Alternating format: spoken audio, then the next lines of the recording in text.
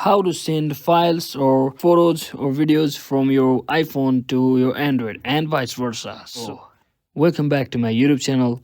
In this video, I'll be showing you how you can easily send your files from one iPhone to another Android. So, without any further ado, let's get started.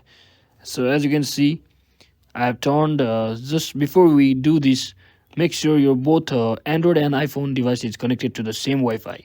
So when you open the same website on your both of the devices, you will know each other's name. So in this case, I have one Android phone. So let me just click on it, and to send the photos or videos, simply click on the photo library option over here, and just click on this photos like this, and simply click on add, and the message will pop out to another phone saying the file has been submitted, and you just have to accept the photo.